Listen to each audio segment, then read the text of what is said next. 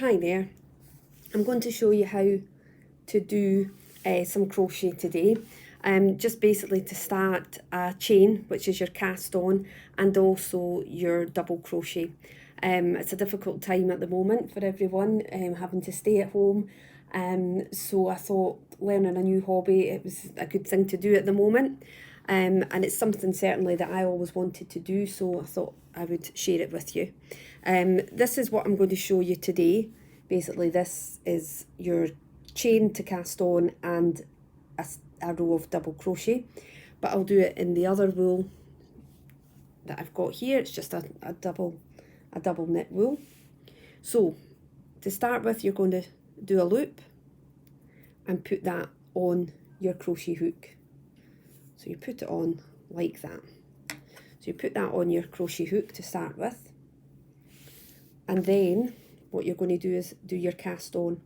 So you're going to put your wool round your crochet hook and pull it through.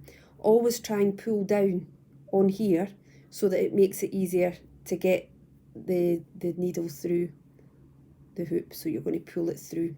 So it's yarn over and then pull it through the loop that's on the hook. And you can see already you've got some chains, as they call it, your cast on stitches. So I'm going to do a few more. So yarn over and pull it through, yarn over and pull it through. So you're starting to see you've got some stitches there. So yarn over and pull it through. So now we're going to do your first row. So we always do what they call a turning chain, which is always going to be the first stitch for your next row. So it's a bit more difficult for your cast on row. So we're going to do another chain, basically. It's another chain, but you'll see as you get further up and you've done more rows that becomes quite important, because it'll stop your square or whatever you're doing to not look uneven. So we've done the first chain of the next row, and what we're going to do is go into the second stitch or the second chain from the hook. So it's not the first one, it's the second one. So we're going to go in there, so through there, yarn over, and we're going to pull it through the first hook, and then yarn over again and pull it through both. So I'll do that a bit more slowly. So into your next chain that's on here, and your yarn will automatically come over your hook, but if it doesn't, just take it over the hook. Then we're going to go through the first stitch. So then you've got two stitches on your hook, yarn over again and pull it through both, and that's it. So you're starting to get your second row. So you're going to go into your next stitch. I'll just go into this stitch here, yarn over, pull it through, and you're starting to do your row. So we'll just go to the end so that I can then show you the next turning stitch for the next row. So you do your stitches, and then sometimes it's more difficult to get your crochet hook into the stitches on your first chain, but once you've done a couple of rows it does get a lot easier. So into there, so it's your hook in here, yarn over, pull it through the first one, yarn over again and pull it through both. So you've almost made your first row. So we'll just finish that,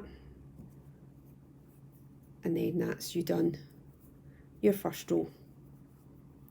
So that's your first row done.